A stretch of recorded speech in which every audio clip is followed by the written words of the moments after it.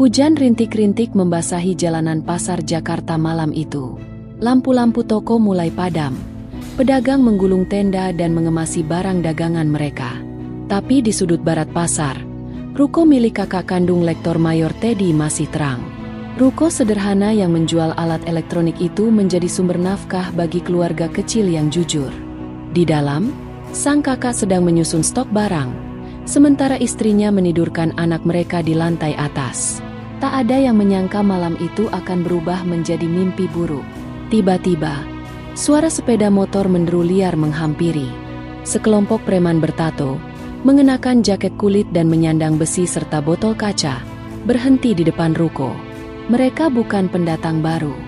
Mereka anak buah Hercules, raja preman yang menguasai sebagian besar pasar Jakarta. Dengan wajah beringas, mereka menghampiri pintu ruko, menggedor keras sambil berteriak, "Ini peringatan terakhir. Bayar uang keamanan atau kami bakar tempat ini." Kakak Teddy yang tak mau tunduk pada pemerasan hanya menjawab dengan suara tegas, "Pergi dari sini. Kalian tidak punya hak." Tanpa banyak kata, botol molotov dilemparkan ke dalam ruko. Api meledak, menjilat dinding kayu, menyebar dengan cepat ke seluruh bagian toko. Istri sang kakak berteriak panik, berusaha menyelamatkan anak mereka dari kobaran api. Jeritan, dentuman kaca pecah, dan asap tebal menelan malam yang sebelumnya tenang. Para tetangga hanya bisa menyaksikan dari jauh, tak berani mendekat. Siapapun yang menolong akan berurusan dengan Hercules. Keesokan paginya, Lektor Mayor Teddy tiba dari luar kota. Wajahnya membeku melihat bangunan yang dulu penuh kenangan. Kini hanya puing hangus berasap. Ia berjalan pelan, menatap luka di wajah kakaknya yang terbaring lemah di rumah sakit. Istrinya mengalami luka bakar, dan anak kecil mereka masih syok, tak berkata sepatah kata pun. Teddy menggenggam pagar tempat tidur itu erat. Rahangnya mengeras, dan matanya tak berkedip. Tak ada air mata, hanya api dingin yang membara dalam dada seorang prajurit. Di luar kamar rumah sakit, ia duduk diam di bangku besi. Beberapa perawat lewat, namun tak ada satupun yang berani menyapanya. Ia membuka ponselnya, menatap sebuah foto keluarga, kakaknya, keponakannya, dan dirinya saat masih berseragam Kopassus. Lalu ia berdiri perlahan, berjalan keluar tanpa sepatah kata pun. Langkah kakinya berat, tapi penuh tujuan. Ia tahu siapa yang harus dia temui, dan apa yang harus dia lakukan. Sore itu, Teddy kembali ke ruko yang sudah hangus. Ia berdiri di tengah abu dan serpihan kabel. Ia menemukan serpihan botol molotov yang belum terbakar sempurna. Ia memungutnya, menggenggam erat, lalu menatap ke arah pasar seberang.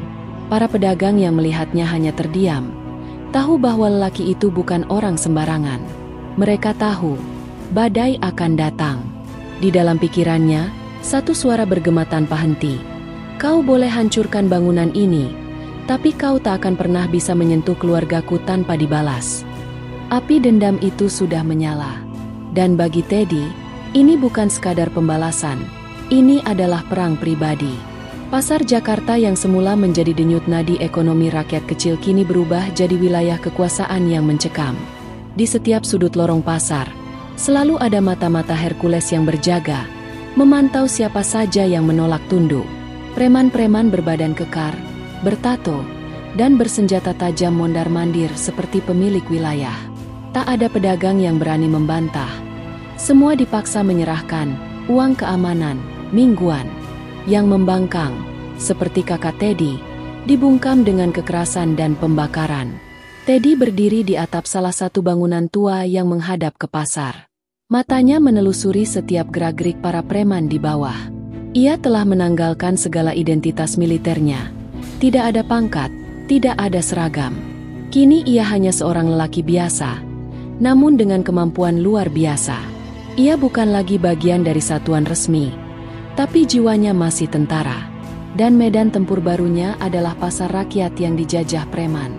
Di warung kopi kecil dekat terminal, Teddy mendengar cerita para pedagang. Mereka berbicara lirih, dengan wajah penuh ketakutan. Seorang ibu tua bahkan menangis sambil menunjukkan bekas luka di wajahnya akibat dipukul karena terlambat membayar. Teddy mendengarkan dengan diam, menyerap semuanya, mencatat nama-nama yang disebut. Satu nama selalu muncul berulang, Ucok Serang, tangan kanan Hercules yang terkenal sadis. Ucok dikenal sebagai Algojo Pasar. Dialah yang memimpin penyerangan ke ruko milik kakak Teddy. Pria itu tak hanya kasar, tapi juga licik. Ia mengelola jaringan pemalakan dan perlindungan palsu di bawah komando langsung Hercules. Teddy tahu, jika ingin meruntuhkan kekaisaran preman ini, Ucok harus menjadi sasaran pertama. Namun ia tak bisa sembarangan bergerak. Ia harus membuat mereka lengah, lalu menghantam tanpa ampun. Malam harinya, Teddy menyusup ke dalam ganggang pasar yang kini sepi. Ia menandai pos-pos jaga preman, mencatat jumlah orang dan pola pergantian giliran. Ia menemukan bahwa para preman bersantai setelah pukul 10 malam. Banyak dari mereka mabuk atau bermain judi di belakang lapak kosong. Itu adalah celah.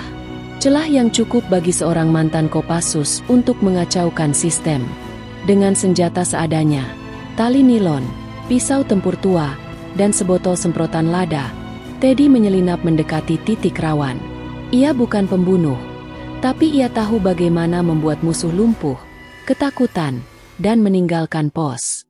Ia mulai dari yang kecil, menyabotase motor preman, mengikat salah satu dari mereka lalu menggantungnya terbalik di depan gerbang pasar, dengan tulisan di dadanya, "Ingat ruko itu."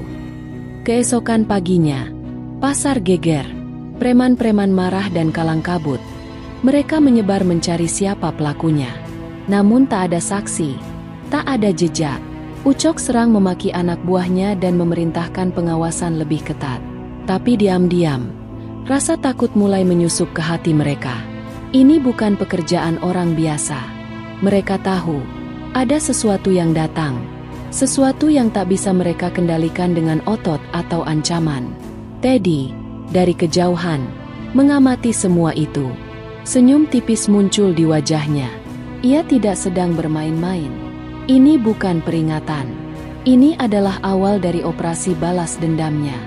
Dan ini baru langkah pertama menuju titik runtuhnya Imperium Hercules di pasar Jakarta. Langit malam itu kelam dan nyaris tanpa bintang. Pasar mulai sunyi. Hanya tersisa suara serangga dan derit besi dari gerobak tua yang tertiup angin. Tapi di salah satu lorong gelap, 3 preman pasar sedang tertawa lepas, memamerkan hasil pemalakan hari itu. Mereka tak tahu, bayangan di atas atap sedang mengintai seperti bayangan maut. Teddy, mengenakan pakaian hitam dan penutup wajah, mengatur napasnya dengan tenang. Tangan kirinya menggenggam pisau tempur.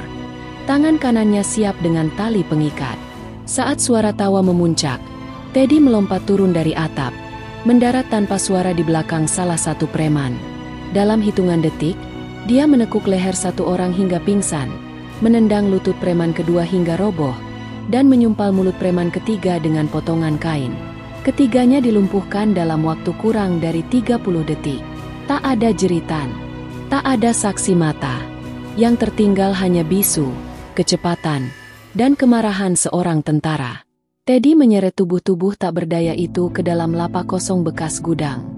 Di sana ia menggantung mereka terbalik, kaki diikat ke pipa besi, dengan mulut tetap tertutup. Lalu, di dada salah satu preman, ia menempelkan selembar kardus bertuliskan, "Untuk ruko yang kalian bakar, 1 mulai dibayar." Sebelum pergi, Teddy memotret keadaan mereka dan mengirimkannya ke nomor anonim yang ia tahu dimiliki oleh Ucok Serang. Pesan tanpa suara itu cukup jelas. "Waktu kalian sudah habis." Keesokan paginya, foto itu sudah beredar di tangan para preman. Hercules yang sedang berada di markas melempar gelas ke tembok, sementara Ucok mengumpulkan anak buah dan meningkatkan patroli. Namun rasa takut mulai merayap diam-diam. 3 preman yang diserang semalam kini tak bisa bicara, trauma berat, dan tak mau buka mulut tentang siapa pelakunya. Mereka hanya menyebut, hantu dalam gelap. Teddy kini menjadi bayangan yang menghantui mereka. Ia bukan hanya menyerang fisik, tapi memukul mental dan psikologis. Ia tahu medan ini seperti punggung tangannya. Di lorong-lorong yang mereka anggap milik mereka, Teddy kini berkeliaran seperti predator. Para pedagang mulai berbisik. Ada sosok tak dikenal yang membela mereka. Sebagian mulai berharap bahwa keadilan sedang bergerak diam-diam. Di rumah sakit, sang kakak sudah mulai bisa bicara. Ia bertanya kepada Teddy, "Apa kamu akan balas dendam?" Teddy hanya memandang ke jendela dan menjawab dingin, "Aku hanya ingin mereka merasakan yang kita rasakan." Tak ada amarah di suaranya, hanya ketegasan. Seorang prajurit tidak butuh kata-kata kasar, hanya tindakan yang terukur dan mematikan. Dan malam berikutnya, Teddy sudah menandai target selanjutnya. Pos penjagaan utama yang dijaga oleh 5 orang preman bersenjata besi. Tapi bagi Teddy, itu bukan markas. Itu hanya kandang kambing. Dan dia adalah serigala yang siap menerkam. Malam keempat setelah penyerangan pertama menjadi malam yang paling mencekam di pasar Jakarta. Pos utama milik Hercules yang terletak di tengah pasar, biasanya menjadi tempat istirahat dan rapat para preman, tiba-tiba sunyi. 5 orang anak buah Ucok serang berjaga dengan senjata tumpul dan minuman keras di tangan.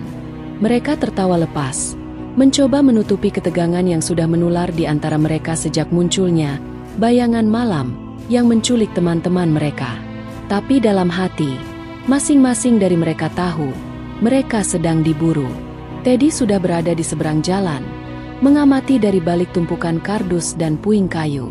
Ia mempelajari celah masuk, rute kabur, dan posisi duduk para preman. Seperti operasi tempur saat di hutan perbatasan, ia menata strategi dengan presisi. Kali ini, ia membawa satu kantong plastik berisi pecahan botol, minyak tanah, dan kabel baja halus yang biasa dipakai tukang. Di tangannya, bukan senjata api, tapi akal dan keterampilan militer. Ia tak ingin bunyi tembakan mengundang keributan.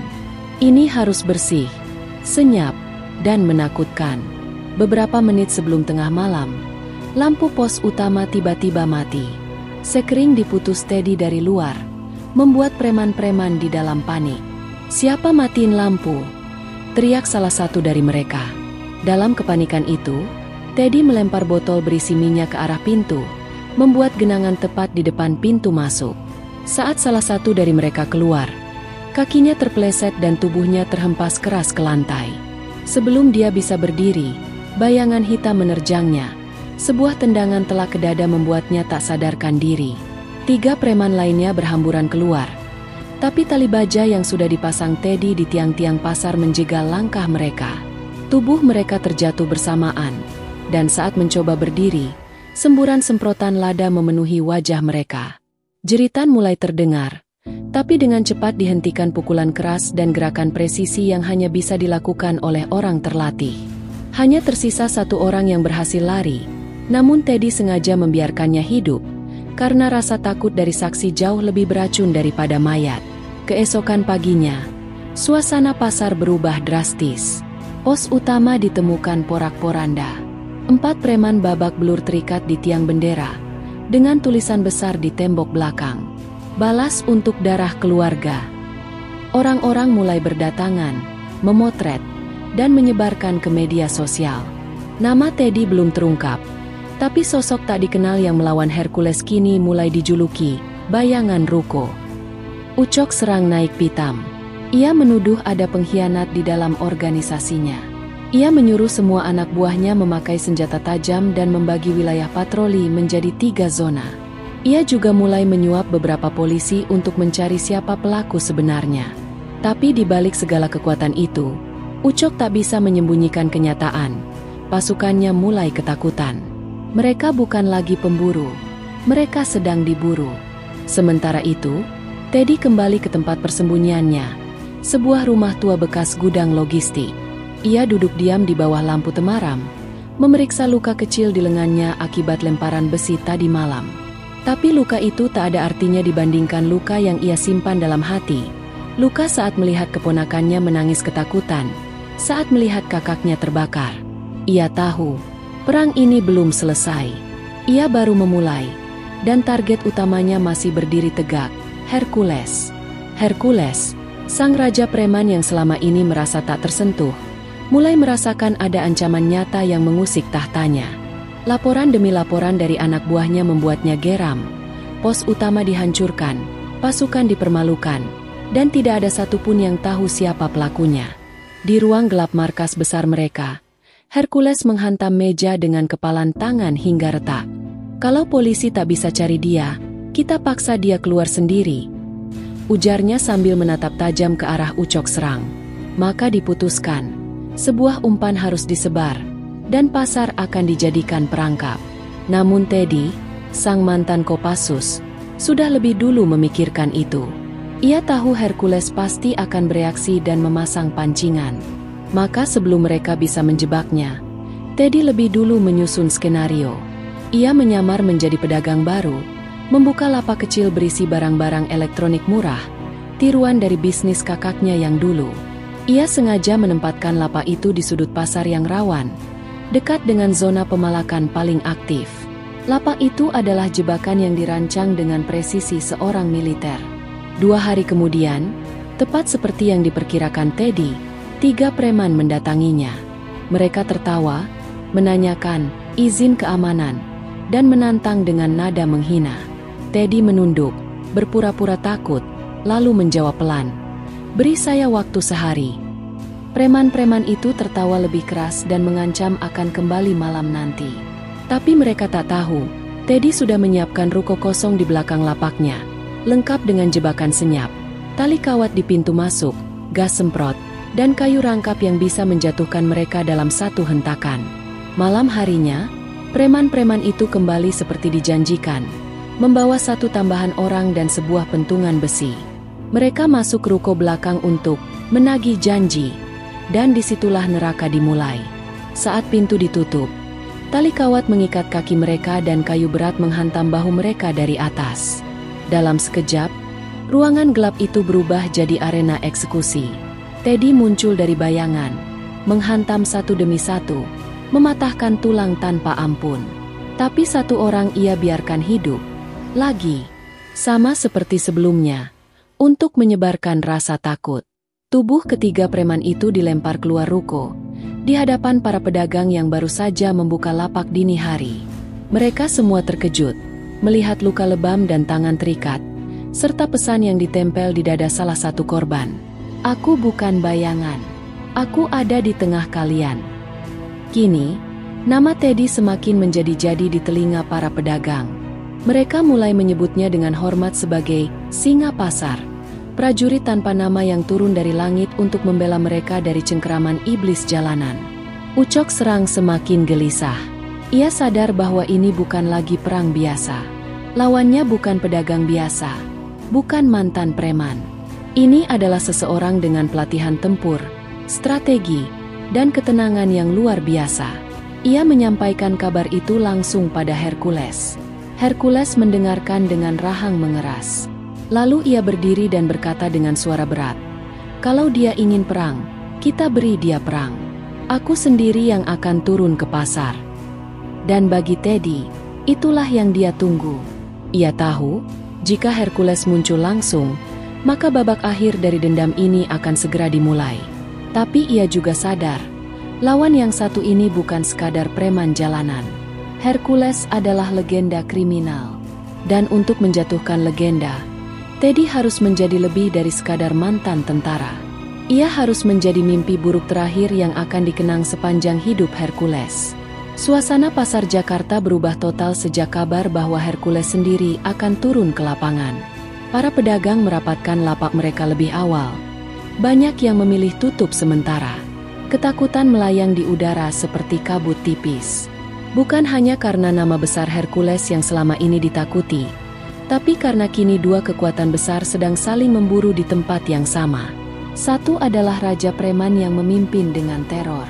Satunya lagi adalah bayangan prajurit yang membalas dendam dalam senyap.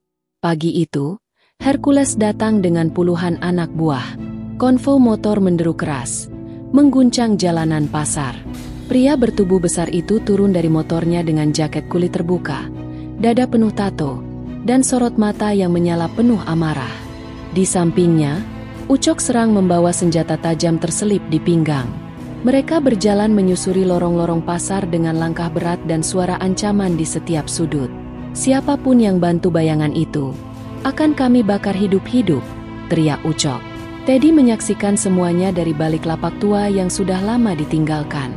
Ia tak gentar, tak mundur, justru semakin tenang. Baginya, kehadiran Hercules adalah panggilan perang terbuka. Ia tahu, inilah saatnya menguji dirinya sebagai prajurit, bukan lagi sekadar membalas dendam. Tapi Teddy juga tahu bahwa melawan Hercules secara langsung di tengah kerumunan bisa memicu korban sipil. Maka ia menyusun rencana, memilih tempat dan waktu yang tepat untuk mencabik sang raja preman dari tahtanya. Malam pun tiba. Pasar mulai lengang. Namun malam itu tak seperti malam biasanya. Udara terasa lebih berat. Seolah ada dua kekuatan yang akan saling bertabrakan. Teddy bergerak cepat dan diam-diam, menyusup ke titik-titik strategis. Ia menempatkan sumbu api kecil, membuat gang kecil menjadi lorong jebakan. Ia tak ingin membunuh semua preman. Ia ingin membuat mereka takut, membuat mereka sadar bahwa tak ada tempat aman bagi yang menyakiti keluarganya. Sementara itu, Hercules dan pasukannya mulai gelisah. Beberapa anak buah mulai menghilang satu persatu dari titik penjagaan. Seorang ditemukan pingsan di dalam toilet umum dengan wajah lebam. Lainnya tersangkut di jaring jemuran yang ditarik dengan kawat. Ketika salah satu orang kepercayaannya berlari menghampirinya dan berbisik panik, Hercules menggeram. "Bangsat ini mempermainkan kita," katanya pelan, lalu mencabut pisau dari sabuknya. Tiba-tiba, dari balik bayangan, suara nyaring terdengar. Sebuah drum besi meledak kecil, bukan ledakan bom, tapi cukup untuk mengejutkan. Api membara di salah satu gang, menyala cukup terang untuk membuat bayangan Teddy terlihat berdiri di ujung lorong. Wajahnya dingin, berdiri tegak dengan pakaian gelap dan sorot mata tajam. Hercules menatapnya dengan marah. "Jadi kau yang bikin semua kekacauan ini?" Teddy tak menjawab. Ia hanya melangkah maju, perlahan tapi pasti. Preman-preman di sekitar Hercules mundur beberapa langkah. Aura Teddy terlalu berat untuk diabaikan. Ia bukan sembarang pria. Gerakannya, napasnya, sikap diamnya, semua menunjukkan pengalaman tempur bertahun-tahun. Ini bukan preman melawan preman. Ini adalah pertemuan antara kekuatan jalanan dan keheningan militer yang mematikan. Hercules menghunus pisaunya, dan tanpa aba-aba, ia berlari ke arah Teddy dengan raungan marah. Dan di sanalah, pertarungan dua dunia akhirnya dimulai. Di bawah lampu pasar yang temaram, di antara ruko-ruko sunyi yang pernah menjadi saksi luka keluarga Teddy. Langkah kaki Hercules mengguncang tanah saat ia menerjang dengan pisau terhunus ke arah Teddy. Teriaknya menggema seperti hewan buas yang terusik. Tapi Teddy tetap berdiri tenang, seperti batu karang di tengah badai. Dengan satu gerakan cepat, ia menunduk, menghindari sabetan pertama, lalu memutar tubuhnya, menghantam rusuk Hercules dengan siku keras. Suara tulang beradu terdengar nyaring, namun Hercules hanya mundur sedikit dan tertawa. "Kau pikir itu bisa jatuhkan aku?" Teddy tidak membalas dengan kata-kata. Ia tahu, dalam pertempuran ini, bukan suara yang memenangkan perang, tapi ketenangan. Hercules kembali menyerang. Kali ini lebih liar, memutar pisaunya ke segala arah. Teddy bergerak ringan, menangkis serangan demi serangan dengan tangan kosong, lalu menyelinap masuk dan melayangkan pukulan ke rahang lawan. Darah mengucur dari bibir Hercules. Ia terhuyung, tapi langsung menyeruduk seperti banteng, menubruk Teddy ke tumpukan kayu lapuk hingga roboh. Mereka bergulat di tanah. Kayu berserakan, debu dan serpihan berterbangan. Hercules berusaha menindih dan menghantam kepala Teddy dengan kepalan besar. Namun Teddy melesat ke samping, memutar badan, dan mengunci tangan Hercules. Dengan teknik yang hanya dimiliki oleh tentara elit, ia melumpuhkan otot lengan musuhnya. Hercules meraung, urat-urat lehernya menegang. Namun tak bisa lepas dari cengkeraman teknik militer yang dingin dan presisi. Para preman hanya bisa menonton dari kejauhan. Tak satu pun berani mendekat. Bahkan ucok serang yang biasanya paling vokal hanya menggenggam gagang goloknya dengan tangan bergetar. Mereka baru menyadari bahwa Teddy bukan hanya mantan tentara. Ia adalah mesin pertempuran yang dibentuk dari medan tempur paling brutal. Dan sekarang, mesin itu sedang menghancurkan simbol kekuasaan mereka. Teddy akhirnya melempar Hercules ke tanah, dan tanpa memberi kesempatan bangkit, ia melompat dengan lutut menghantam dada musuhnya. Hercules mengerang keras. Dan untuk pertama kalinya, Raja Preman itu terbatuk darah.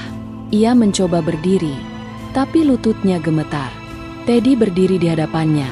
Tubuhnya berdarah, napasnya berat, namun matanya tetap membara. Ia mendekat, menarik kerah Hercules, dan berkata dengan suara rendah, "Ini, untuk Ruko kakakku." Dengan satu pukulan terakhir ke pelipis, tubuh Hercules terkapar tak sadarkan diri. Darah mengalir dari keningnya. Tubuh raksasa itu kini tak lebih dari bangkai yang tergeletak di antara debu pasar. Preman-preman di sekelilingnya tak bersuara. Sebagian mulai mundur perlahan. Dunia mereka telah runtuh. Raja mereka telah jatuh.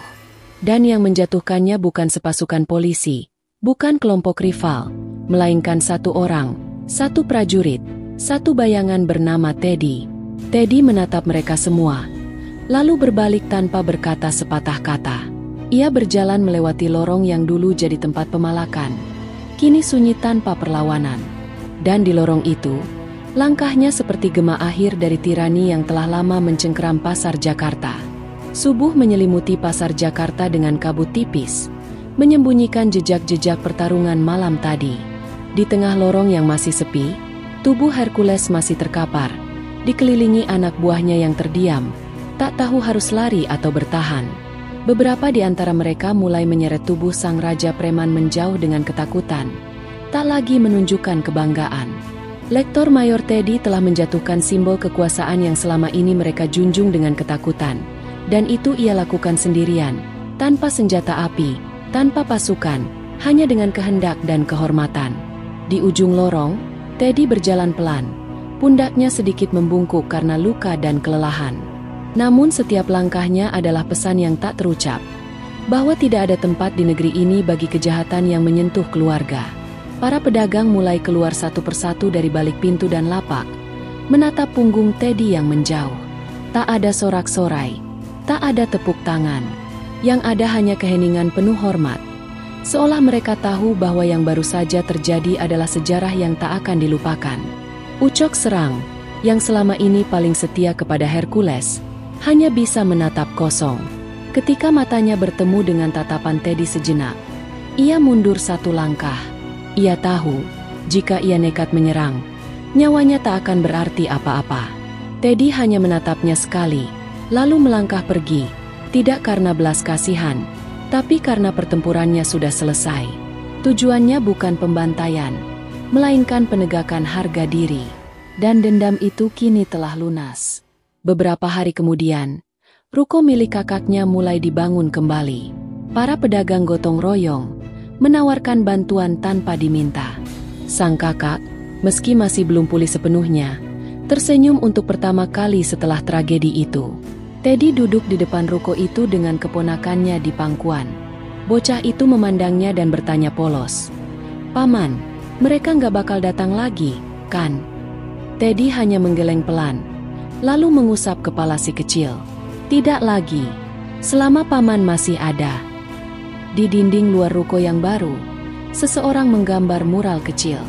Gambar seorang pria berjubah gelap berdiri tegak di tengah pasar, dengan tulisan di bawahnya, "Keadilan tak butuh pangkat, hanya keberanian." Tak ada yang mengaku siapa pembuatnya, tapi semua pedagang tahu siapa yang dimaksud. Dan mereka tahu bahwa sejak hari itu, tak ada lagi yang berani mengangkat tangan kepada mereka. Nama Hercules lenyap dari lorong-lorong pasar, digantikan oleh rasa aman yang telah lama hilang. Teddy menatap pasar yang mulai hidup kembali. Ia tahu, tempat ini tak akan benar-benar damai selamanya. Tapi untuk saat ini, keluarganya aman, dan keadilan telah ditegakkan dengan tangannya sendiri. Ia berdiri, menepuk bahu kakaknya, dan berkata pelan, "Kalau ada yang datang lagi, bilang saja, pasar ini sudah punya penjaga." Lalu ia berjalan menjauh, perlahan menghilang di antara keramaian, menjadi bayangan yang tak perlu dikenang. Cukup dirasakan kehadirannya saat keadilan hilang dari tempatnya.